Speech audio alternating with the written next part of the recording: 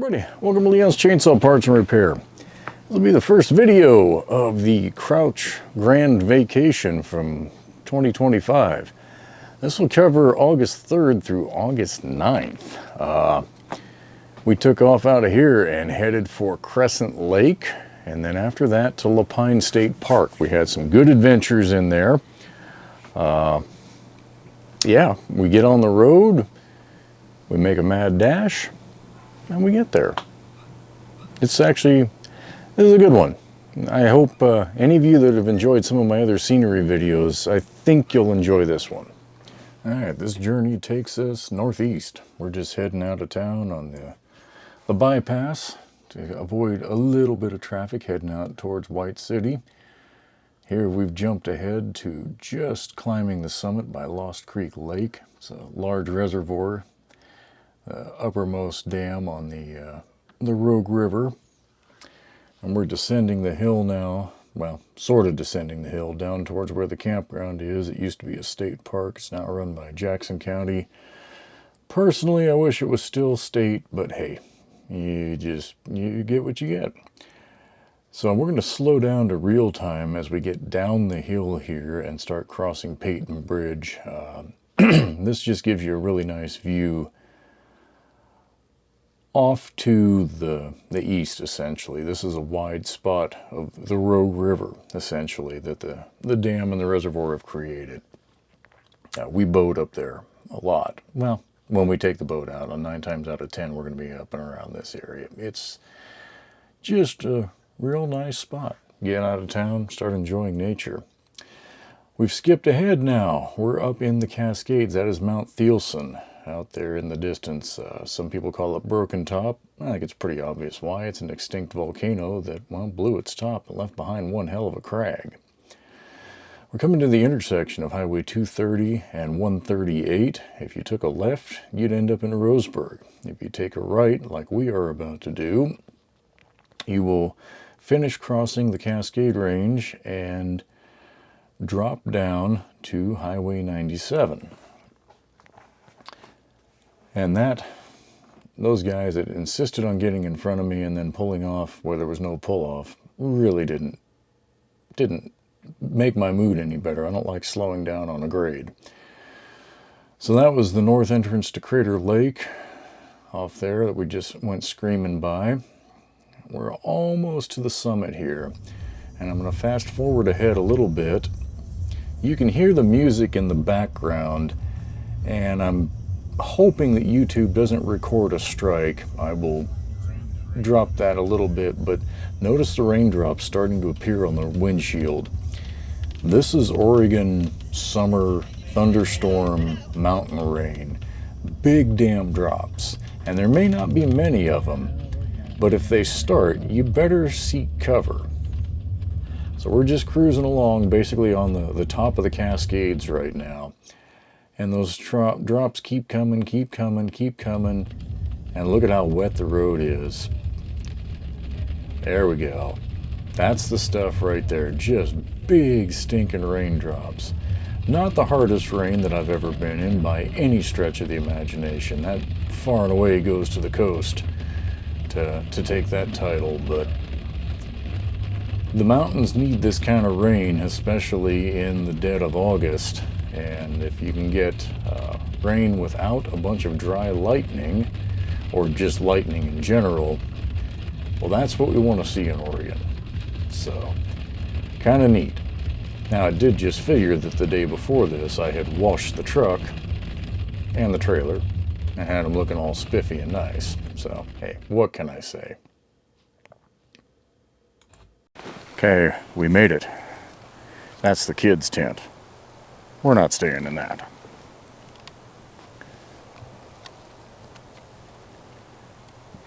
One of the only pull-through sites I've ever been to that almost works perfectly. The awning hit a tree. Well, not hit a tree. We can't open it all the way. We're smart enough not to hit a tree. But other than that, got it leveled up enough. Danielle's sister and her boyfriend are down there. And then Crescent Lake is right out there. And the ever-present threat of thunderstorms. Let's see if I can do this. There we go. I don't know how the color is going to come through on the camera, but below the white clouds, that isn't blue, that's black. So somewhere down there to the south, there's a thunderstorm that is attempting to come this way. We drove through it coming up over the Diamond Lake Pass. Pretty sure I got some footage of that with the GoPro. But right now, you know what time it is? That beverage sitting right there on the table, that's what time it is.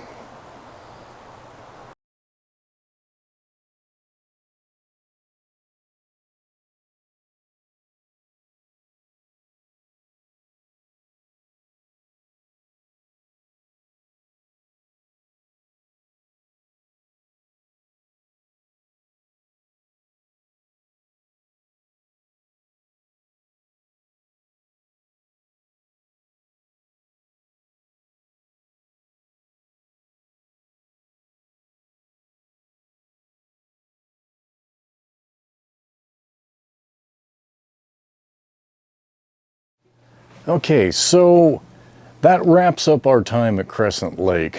You might be thinking, well, geez, that's not very many pictures and videos for 4 nights there. No, it's not, but I was with a lot of family, not always conducive for recording video. You've got, yeah, just privacy issues, all that kind of silly stuff. So I got what I could, what I felt comfortable doing from there.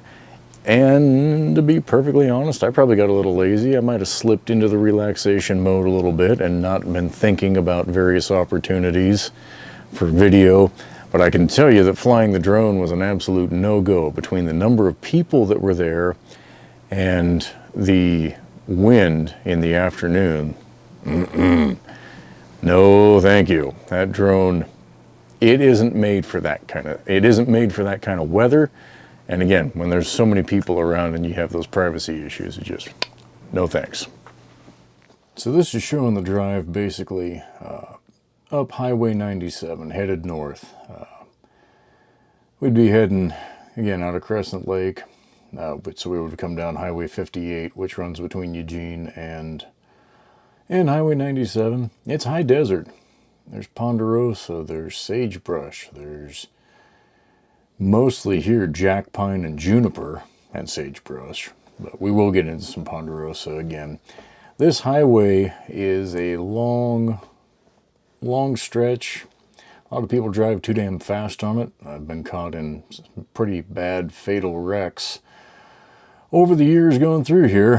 Yeah, it's a shame. It's such a beautiful area, but folks they're on it for a reason. They're either trying to get from Klamath Falls to Bend or Klamath Falls to the Dalles, or I don't know. They're going through. They're not there for the scenery. So this only took us about an hour to make this trip. We did need to stop off in LaPine, which we're getting awful close to the outskirts here. That was the turnoff down to Reno. And just a little ways up the road here, we'll cross the railroad. Or maybe we already did. Yeah, we already did. We're in LaPine. There's the Rays. We're going grocery shopping. Okay, we're now at LaPine State Park. It's not but maybe an hour from where we were at Crescent Lake. This will open up with a bit of a morning bike ride. I really enjoy getting out on these trips where I can, do things that I don't normally have the time to do, such as go for a bike ride. God knows I can use the exercise, you know what I mean? So LaPine State Park is awesome for stuff like that. It's about a 200-site campground.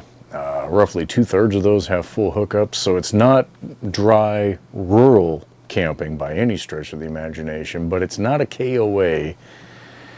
The sites are far enough apart that you're not standing right next to your neighbor's window or tent, whatever, good shower facilities, a nice intermediary stop for us. We left Crescent 4 nights there, couldn't get up to our next destination for a few days due to just reservations. Anybody who's dealt with that, you know what I'm talking about. It's a nightmare trying to reserve back to back to back and get a coherent trip. So this made a good stopover for us, and it allowed us to do some really interesting things. Hey everybody, we've obviously changed locations. I took a bike ride up here to the top of the hill at LaPine State Park. Well, I don't know if this is technically top of the hill, but the main entrance.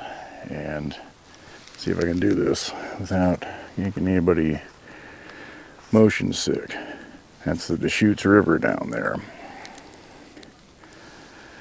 I'm trying not to be too loud. Somewhere right down in there's a gentleman fly fishing. And I don't want to screw it up for him. It's beautiful up here. They got a nice recycling center off to my left, and we're panning past the dump station. But that's not why I'm panning. This ponderosa forest with a mix of juniper and sage. This is truly a high desert forest. Later on, back out that way, there is they call it the Big Tree. I believe was the biggest ponderosa in the United States until, I believe about 15 years ago, a lightning bolt took the top out. But it's still a big damn tree. So I'm hoping to hike up there. And later today, we're going to go down to the Lava River Cave and do some exploration.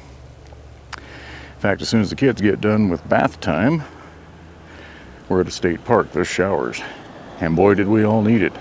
But yeah, we're going to head out. So I better hop back on the bike that I am completely out of shape on and get back down to the campsite.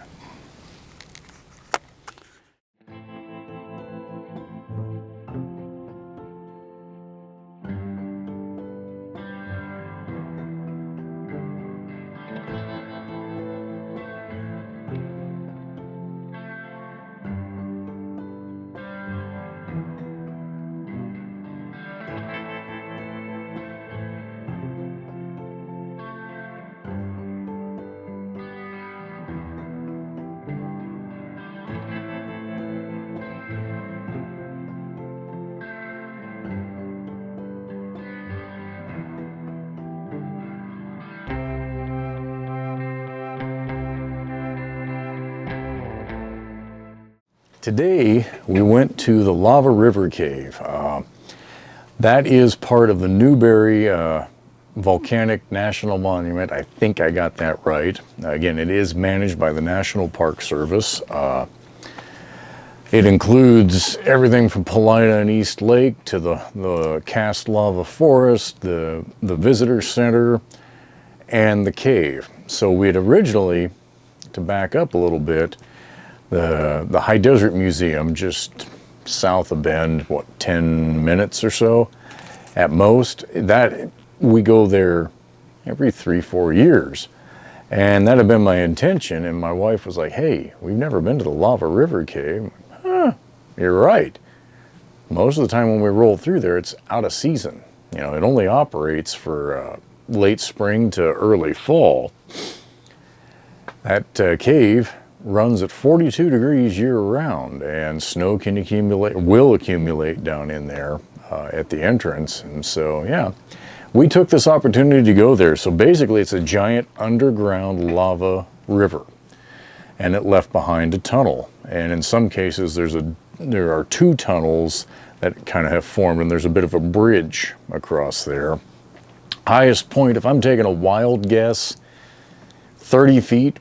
Until you taper down to the end. You know, right before the end, there's a spot where 3.5 feet. I mean, I'm at a full crouch to walk through it. So, yeah, if you want to go there, though, I so lucked out on this one. I had just enough signal in the campground to be able to hotspot for my laptop, and nothing loaded quick, but I could get it to load. And when I looked this up, it said reservations are required. I'm like, for a freaking hike? But there's so many people that visit there, according to their website. I think it's like 70,000 people a year. And I think 69,000 of them might have been there when we were there. But they only sold, you have a time slot, 2-hour time slots that you've got to reserve ahead of time. And I snagged one. There were some open. Some you can reserve well in advance, others release on a 24-hour rolling basis. So pure dumb luck. We got in there. It was very busy. I'm not joking about the crowds. Now, I don't understand why people, if you're going somewhere like that, why are you doing a forced march as fast as you possibly can? I can't tell you how many times we got off to the side to let people go by because they were just right up my ass.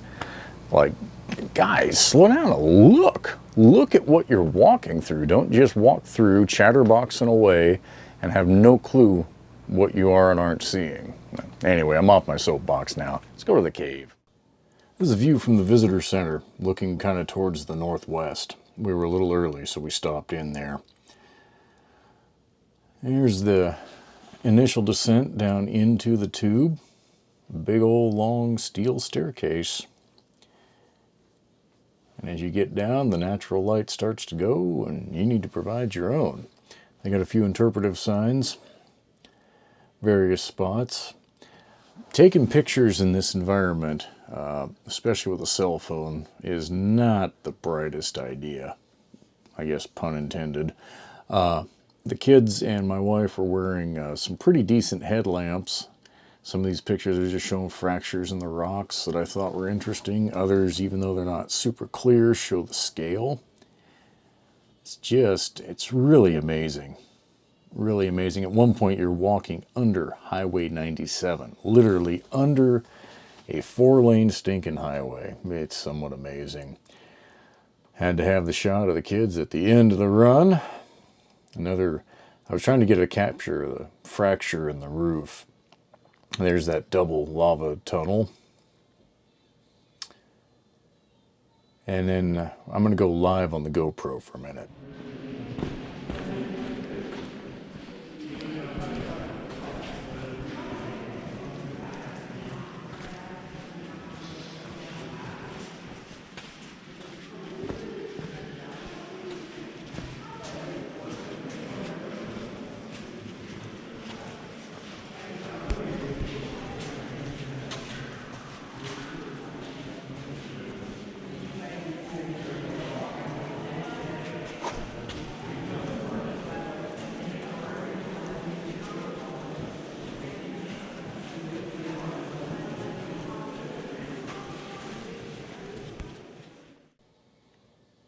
Pretty neat stuff. Well worth the trip. Here we're getting close to the end, kind of coming back out again. When you see that light, you know you're just about there. Katie and I are going to head over to visit the big tree. It's a giant ponderosa pine that's not nearly as majestic as it once was due to some storm damage, but still the biggest ponderosa, was it in diameter? I think that's what it is. There's a picture of the sign that will come up here that we'll talk about it. We just leave from the campsite on our bikes. It's about if I had to take, I didn't time it, but I'm going to say a 25-minute, 30-minute ride. And it's funny, when you watch the video, especially the drone footage, Katie this Christmas will get a new bike. She's ready for a new bike and ready for one with gears at this point. And you look at how fast her little legs have got to pedal to keep up with my slow mosey on a bike with gears. It's kind of funny and amazing.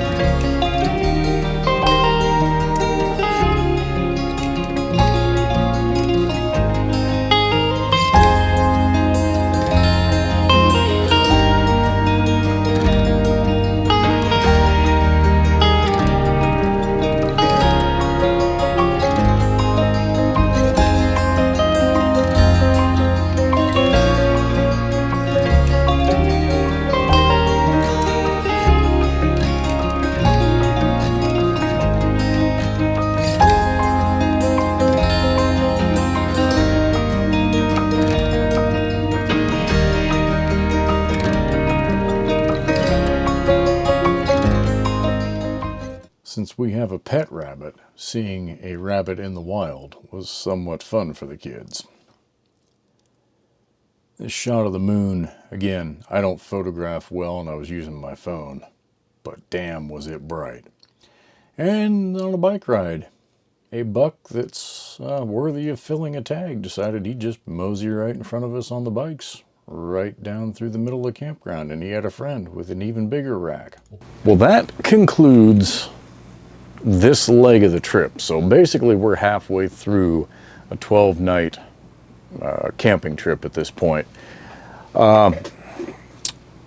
It was really good, really good. My wife's family, her younger sister has really done an excellent job of keeping this family camping tradition going. You know, it's just a time for everybody to get together. Not everybody likes camping.